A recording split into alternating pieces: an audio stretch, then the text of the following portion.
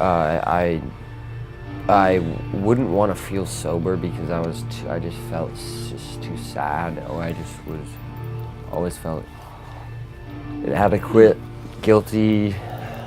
I just didn't like it.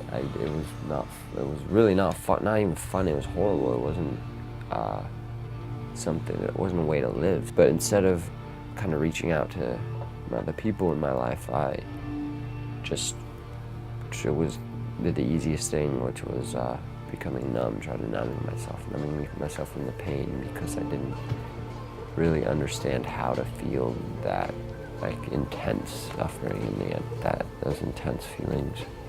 People underestimate the great effect, the power, the massive effect that anxiety has on one, and I'm feeling those repercussions now.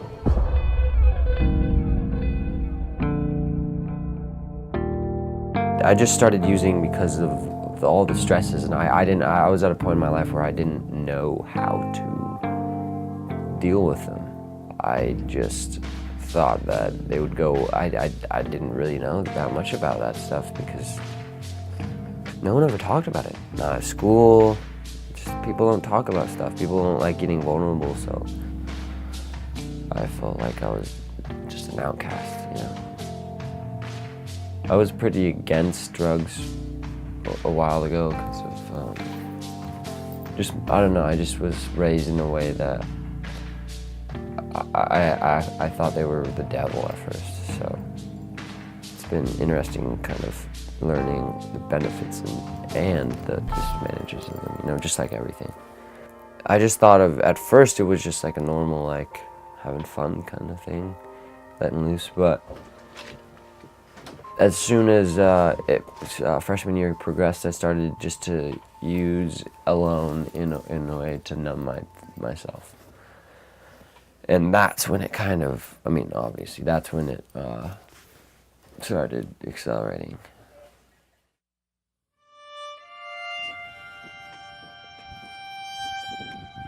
From my witness, as high school has progressed, as PPS has clamped down on the schedules and everything, my anxiety and everything has gotten worse, and everyone else's around me has gotten worse too. I think it's clinical as far as my family. However, it was definitely triggered when my uncle committed suicide in like 8th grade. But I put a lot of the responsibility on me. It's just something that I still think about a lot. It still kind of haunts me. So that definitely triggered it. And then when I go in school and I get behind and everyone's kind of telling me, even if it's indirect or direct, they're telling me that I'm not as adequate, you know, by I don't have a good grade. I have to do all this homework to prove that I'm smart enough to pass the class. I don't know, it makes me panic, and like makes my chest feel hot, and I really like start sweating, and it's pretty horrible. I hate it. It's something that makes it very extremely difficult to go to school. I didn't want to think about that, the fact that I needed substance to get through the day, you know, trying to zombie myself just to like not feel. I just try to like permanently make myself not feel pain anymore. I felt so much pain all the time, and so much guilt and stuff that I didn't think my body could physically handle it.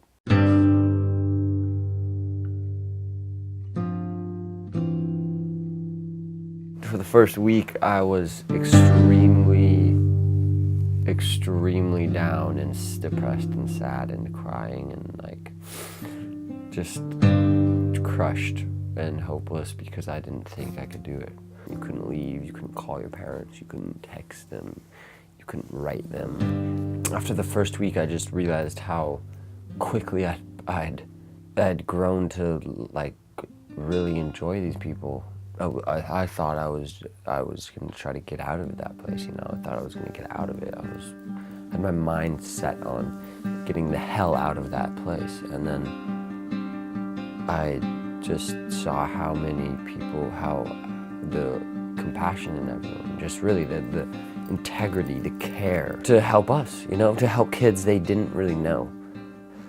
I told myself that I was going to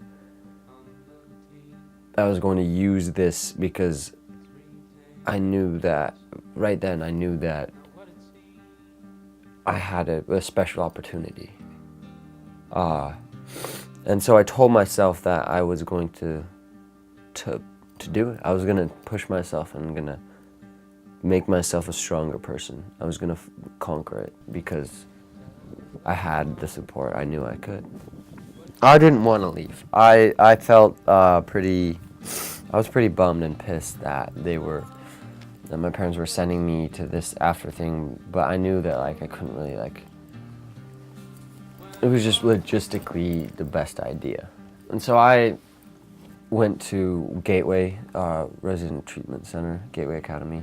Wilderness elements taught me that I could do anything. They empowered me so much and prepared me to be so successful. And then I went into this institute that just told me I was just this fucking fuck up, this person who was not good, who was a liar, you're a cheater, all this stuff. And it was so confusing and so conflicting, it was pretty wild. I hate to say it rehab, because that has a negative connotation about it. When you say rehab, you think of someone who's like a drug addict, just this junky person. And I don't think of myself, but I'm not that person. And I went to rehab. And that's why people treat me like I'm a drug addict. And like I'm this subhuman almost sometimes. It's bizarre. It's bizarre. But I truly believe that with the wilderness, every person, no matter if they have a drug problem or if they don't have a drug problem, they should experience it. Because everyone could use that knowledge, that wisdom. Everyone.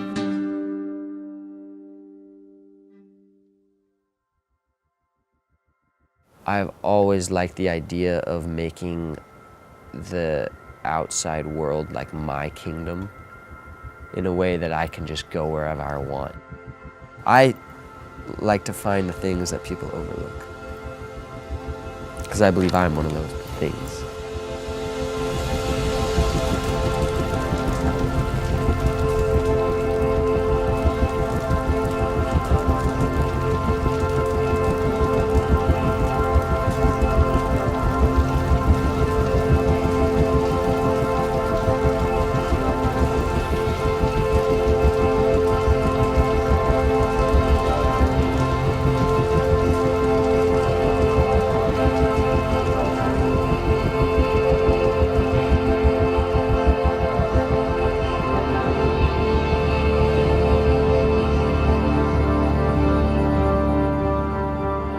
Now I realize that you can't have happiness without suffering. I mean, I still have moments where I'm sad.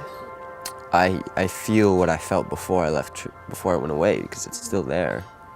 I know how to live with it. I mean, I don't freak out because it just discredits my experience if I let it get the best of me, if I let it control me. However, I still have a lot of anxiety when I go to school. And I do, because it is a very judgmental place. People don't listen to me. The only other place that I have felt this voiceless at is Gateway. And that is literally a place where you are voiceless. I just think people need to talk about it more. Just why all this stuff, just talk about why people turn to drugs and alcohol, and why people turn to isolating themselves and having negative self-talk. We just need to talk about it. We just need to have more of a community system. I mean, we don't talk about anything, really. They talk to us and tell us what's right and what's wrong, and who's good, who's not good, who's smart, who's not smart, and that's it. And then we go on. And I mean, if you want to, there's no other way. In order to take a step forward, you have to take a step back. And taking a step back isn't like a little shuffle, isn't like a few inches. No, it's a whole step. You have to realize how you got here. And I'm talking to PPS. So I just say, make it more of a community, you know? So more voices are being heard.